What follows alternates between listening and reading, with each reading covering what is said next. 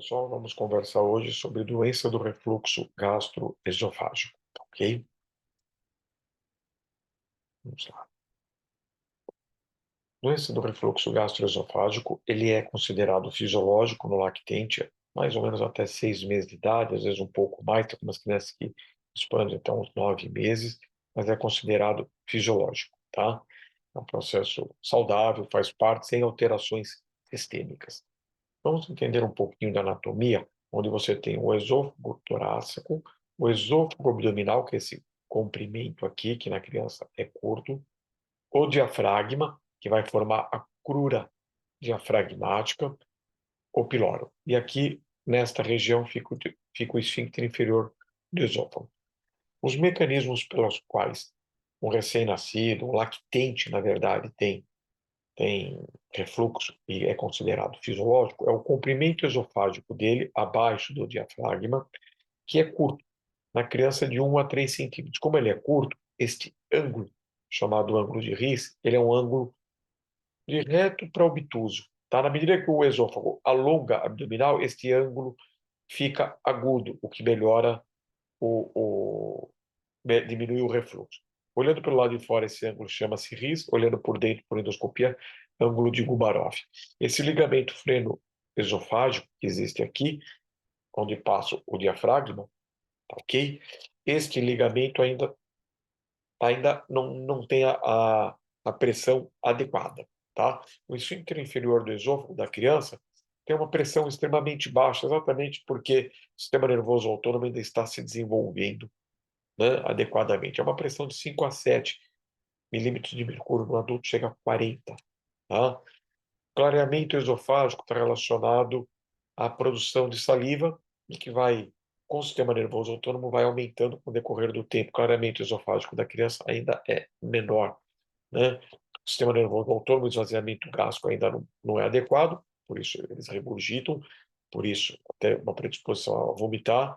E a crura diafragmática, que é o músculo do diafragma ainda está se desenvolvendo, ok? Este é um raio-x por EED, um esôfago, estômago duodeno, onde você observa que temos contraste no esôfago, no estômago e já passou para o duodeno o resto do intestino. Então, assim, isso aqui já não está sendo deglutido, ele já está fazendo esvaziamento gástrico e ainda está refluindo. Este raio-x, que é um EED, mostra um refluxo, né? Nós pegamos o exame consta de você fazer o raio-x pré, começar a administrar contraste, você observa o estômago cheio e o contraste refluindo, voltando para o esôfago. Daqui a pouco você começa a ver o contraste que estava no esôfago já passando pelo duodeno e ainda refluindo, ok? E aqui ele já está bem mais baixo, não reflui mais. Observe que ele vem refluindo. Você encheu o estômago, está passando para duodeno, jejum, e ainda reflui, ok? Isso que é o EED, é um dos exames mais antigos que nós temos, simples de ser feito, que você faz com IPAC, não é bom usar bário, tá? IPAC do lindo ao meio, tá ok? E você vai observar o refluxo desta criança, tá ok? Essa é a ideia de um EED.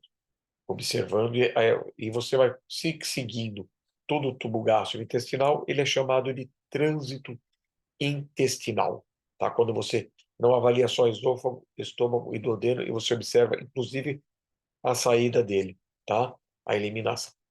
Tratamento de refluxo gastroesofágico, um fenômeno autolimitado, geralmente até 6 meses, podemos se estender um pouco mais, tá? O tratamento clínico, a princípio, engrossar o leite, uma forma, um alimento, um leite anti-refluxo, elevação do tronco de 60 graus, né? Aumentar a frequência de administrar o leite e no menor volume. Então, você dá pouco volume, mas com uma frequência maior.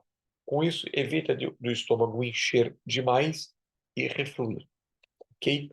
Este é o princípio. Elevação do decúbito é uma das propostas que nós fazemos para diminuir o refluxo, mas nós não temos mais colocado só elevação, sim foi feito um decúbito lateral esquerdo. tá ok? O lactente em posição vertical, de 20 a 30 minutos, coloca ele aqui para eructar, ou arrotar, como algumas pessoas preferem. Isso vai ajudar a esvaziamento gástrico, eliminar o excesso de gás na câmara gástrica, diminuindo a pressão intragástrica, automaticamente diminui o refluxo, tá? Depois, manter em decúbito lateral esquerdo. A pressão no fundo gástrico funciona como uma válvula antirrefluxo. Então, não só inclinado assim, mas o decúbito lateral esquerdo, ok? A posição sentada aumenta a pressão no gástrica, tá? Aumentando a probabilidade de você ter um refluxo, tá? E decúbito lateral direito também retifica o cardio, aumentando o refluxo. Então, é o lateral esquerdo.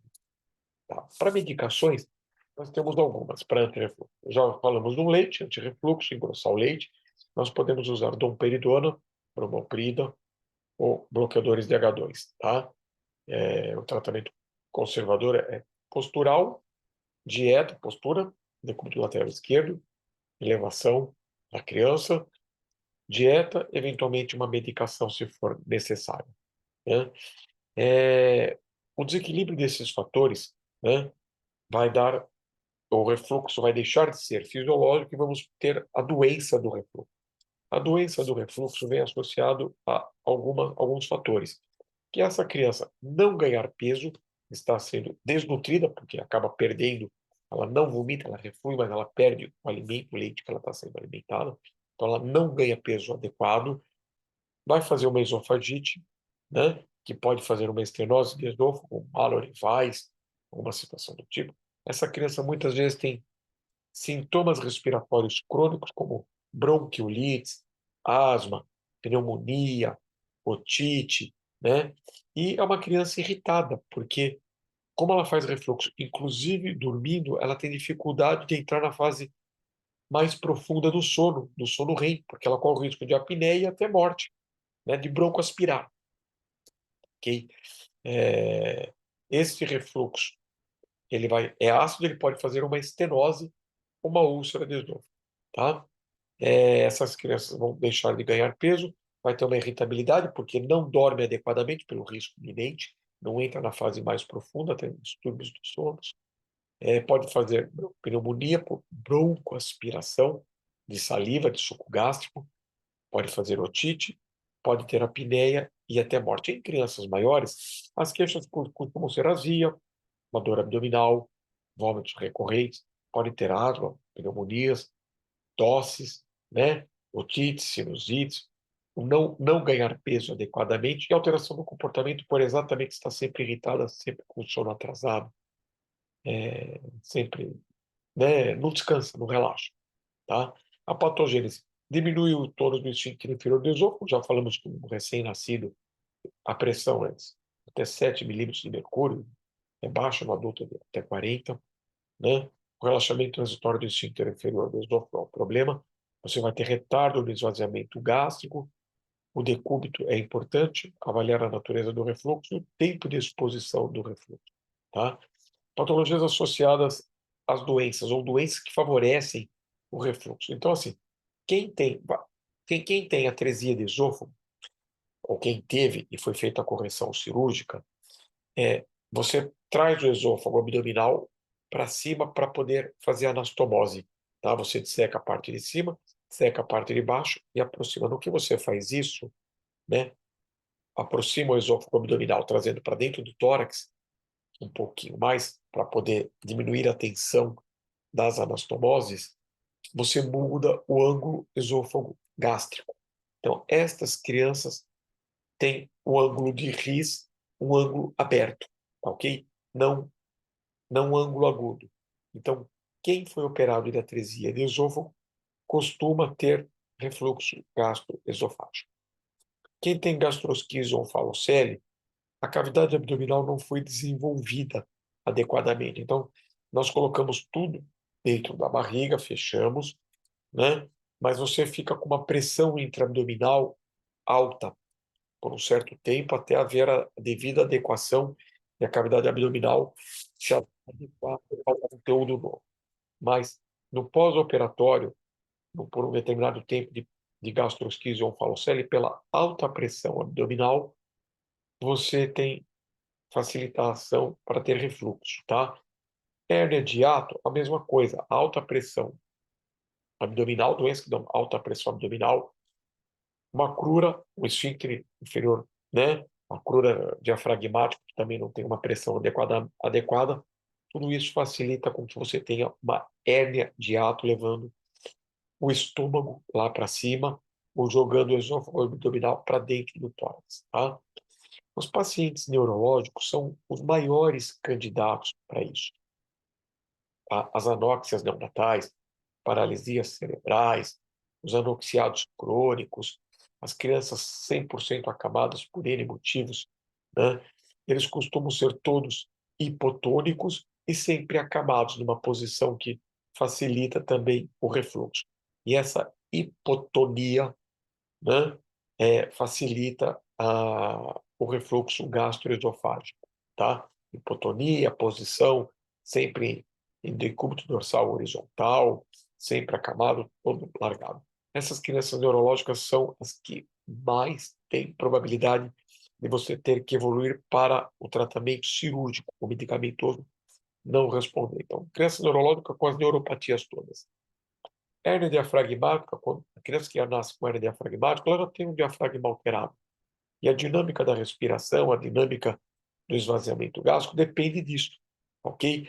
E essas crianças têm o diafragma todo costurado, fechado, a hérnia, às vezes vai para a tela, então a dinâmica respiratória, a dinâmica de pressão abdominal e torácica, né, que depende do diafragma ciclando, não cicla adequadamente, predispondo a doenças do refluxo gastroesofágico.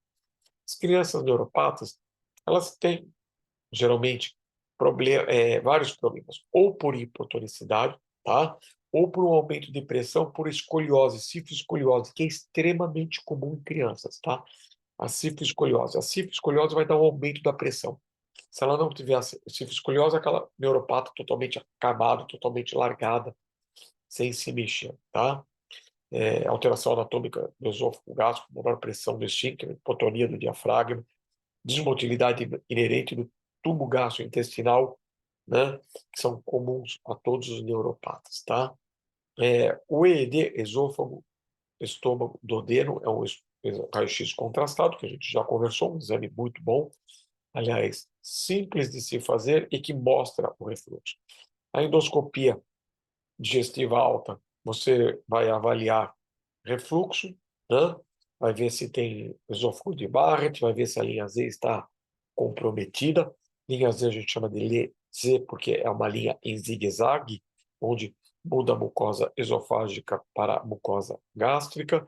Nós podemos fazer cintilografia também, gastroesofágica e pulmonar, com fase tardia, para ver se tem broncoaspiração, aspiração. Ok?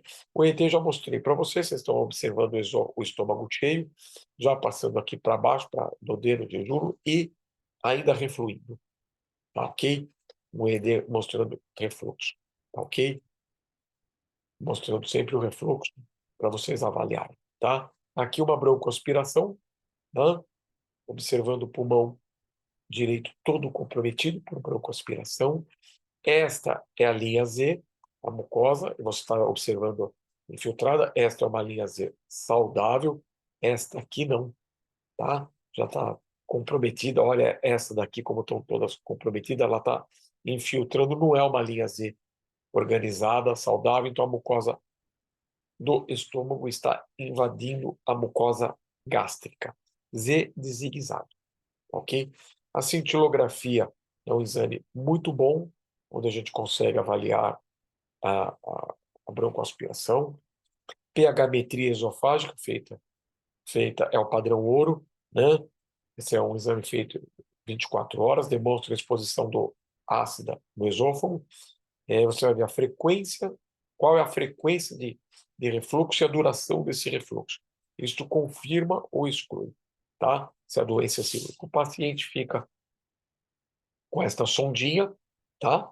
Essa sondinha no estômago e no esôfago, gastroesofágico, fica com este aparelho, fica fazendo que fica mensurando 24 horas esse paciente, esse refluxo, ele vê o pH do estômago, o pH do esôfago, o paciente recebe um diáriozinho onde ele vai anotar a hora que ele come, a hora que ele bebe, a hora que ele deita, a hora que ele está sentado, tá?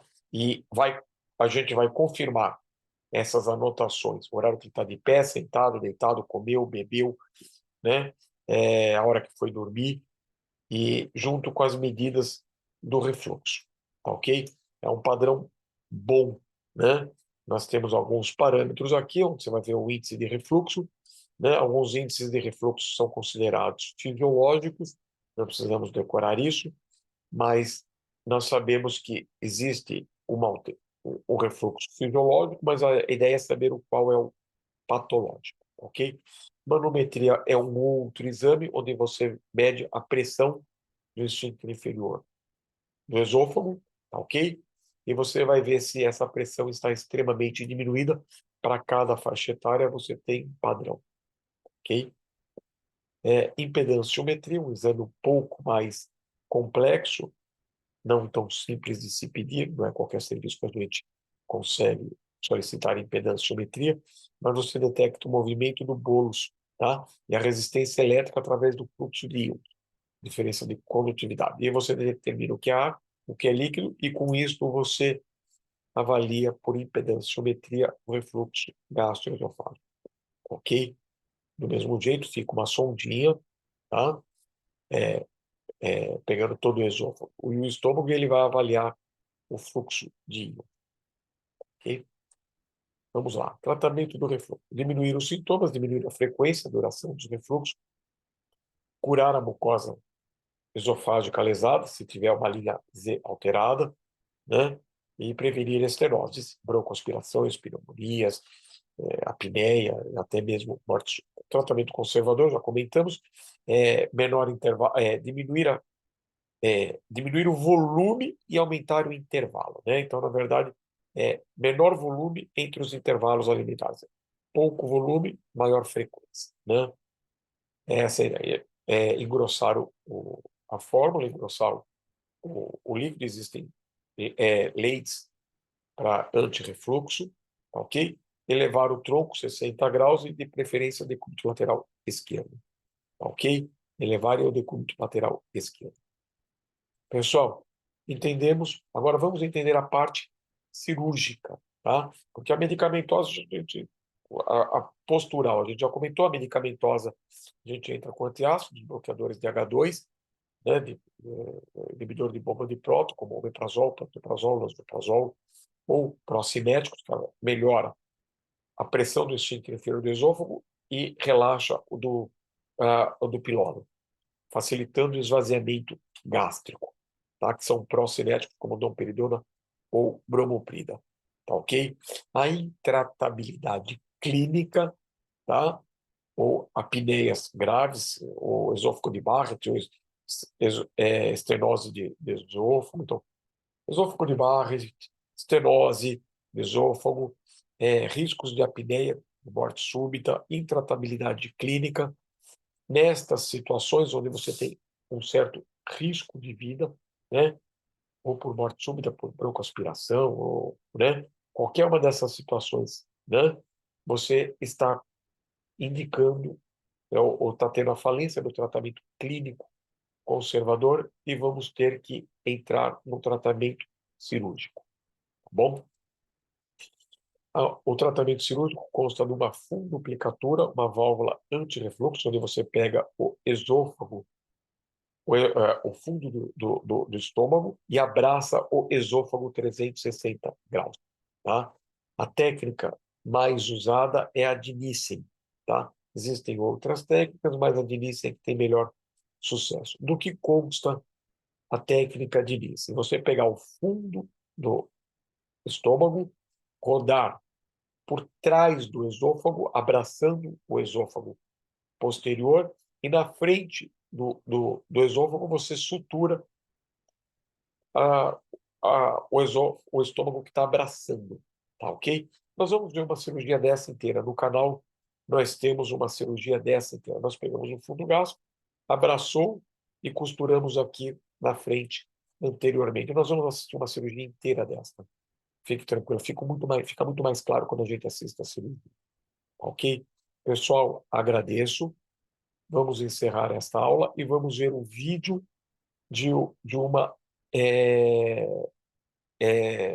de uma válvula antirrefluxo a Nissen. Ok?